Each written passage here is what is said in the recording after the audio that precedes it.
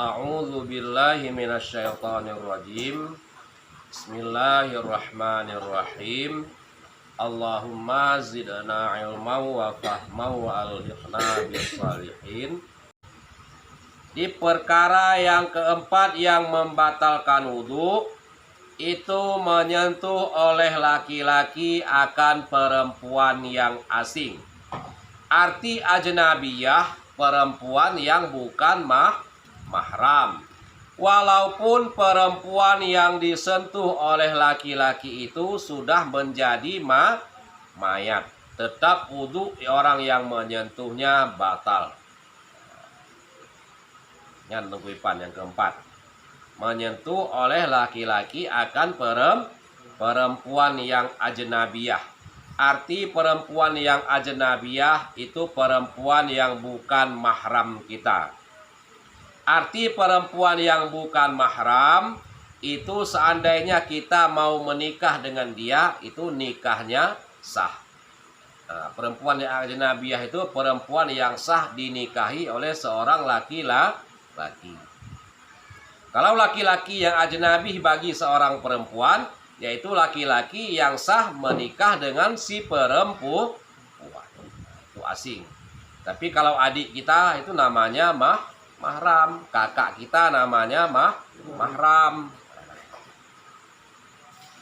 adik ayah kita namanya juga mahram. Orang-orang yang tidak sah menikah dengan kita itu namanya mahram. Apa maksudnya? Mahram itu orang-orang yang tidak sah menikah dengan kita, dengan diri kita. Kita tengok siapa-siapa aja orang-orang yang nggak sah menikah dengan kita. Itu semuanya mahram kita. Itu kalau bersentuhan tidak batal wudhu.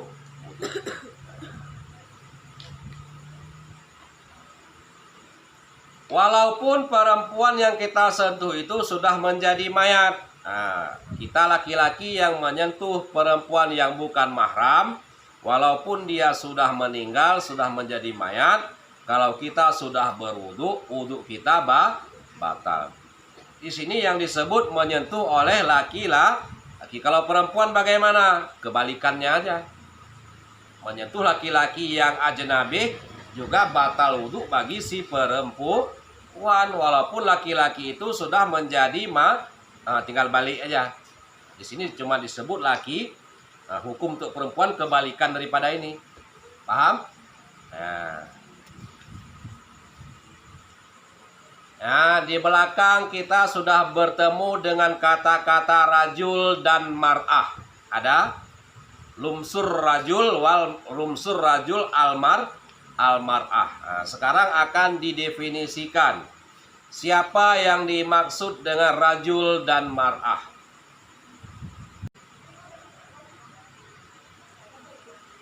Jadi yang dimaksud dengan bersentuhan oleh laki-laki akan perempuan, itu laki-laki yang bagaimana, perempuan yang bagaimana. Yaitu laki-laki yang dan perempuan yang telah sampai kedua-duanya akan batasan yang dirindukan pada kebiasaan. Artinya secara umum kedua-duanya sudah balik. Nah, yang laki-laki sudah balik, yang perempuan juga sudah balik. Itu kalau bersentuhan keduanya batal wudhu keduanya. Tapi kalau misalnya kita seorang laki-laki yang sudah balik menyentuh seorang anak perempuan yang masih kecil, nah, itu wudhunya tidak batal. Begitu juga seorang perempuan menyentuh anak laki-laki yang masih kecil, itu wudhunya tidak batal. Yang penting jangan disentuh pada kemaluannya. Nah, itu batal. Tapi kalau pada badan ini enggak. Paham? Mana tahu kita nanti kan pergi-pergi tampak kakak kita masih punya anak bayi, ya kan? Nah, kita sudah berwudhu, itu menggendong bayi laki-laki atau anak laki-laki kecil, itu tidak membatalkan wudhu. Yang penting jangan pegang pada tempat yang membatalkan wudhu. Jadi ini maksud dengan laki-laki yang sudah balik, perempuan juga yang sudah balik. Itu kalau sama-sama sudah balik bersentuhan, apabila sudah berwudu, wudunya batal. Ya. Jadi yang dimaksud dengan mahram itu orang-orang yang haram menikah dengan kita. Kenapa haram?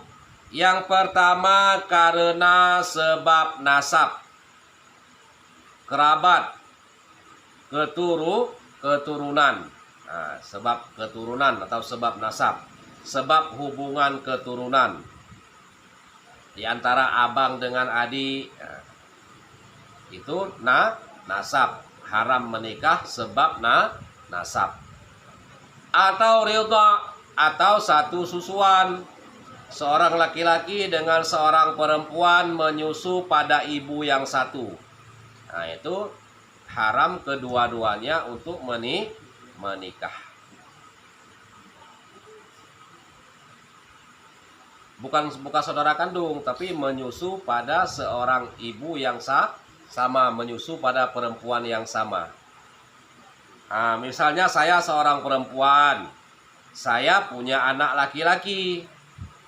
Ada orang lain yang karena ibunya sakit, tidak punya susu, anaknya masih bayi, dikasih sama saya untuk menyusui anaknya. Nah, saya susui anaknya yang perempuan. Itu saat mereka sudah besar, anak saya dan anak perempuan orang lain tadi haram menikah karena mereka sama-sama menyusu pada saya. Ngerti? Yang ketiga, haram menikah karena hubungan perkawinan. Saat kita sudah menikah dengan seorang perempuan, misal laki-laki, sudah menikah dengan seorang perempuan, itu ayah daripada si perempuan, atau kalau pada laki-laki, ibu daripada si perempuan, itu sudah menjadi mahram. Saat kita sudah menikahi dengan seorang perempuan, kita haram menikah dengan ibunya. Nah, itu haram untuk selama-lamanya. Juga saat kita sudah menikah dengan seorang perempuan, kita haram menikah dengan saudara kandung si perempuan tersebut. Itu haram karena mengumpulkan. Juga kita haram menikah dengan bibi daripada si perempuan tersebut.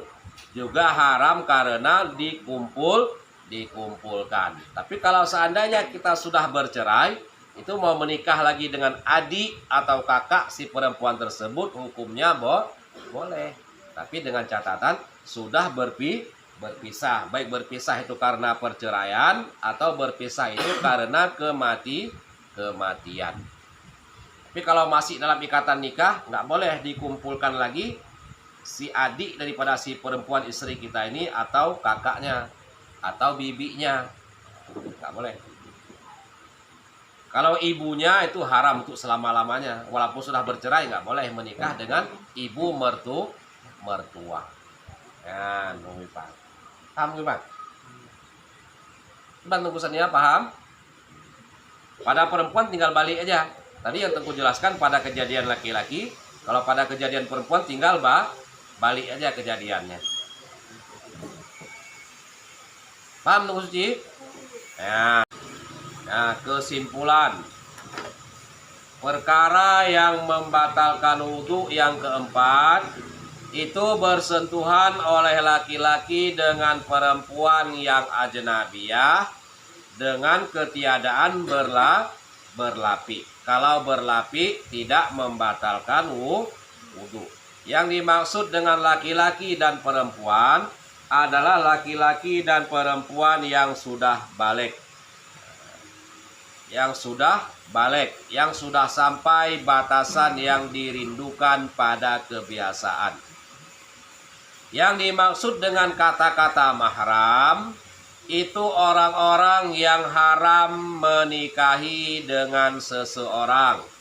Kenapa haram? Yang pertama, haram karena hubungan nasab atau keturunan. Yang kedua haram karena hubungan ridha satu susuan. Yang ketiga haram karena hubungan perkawinan.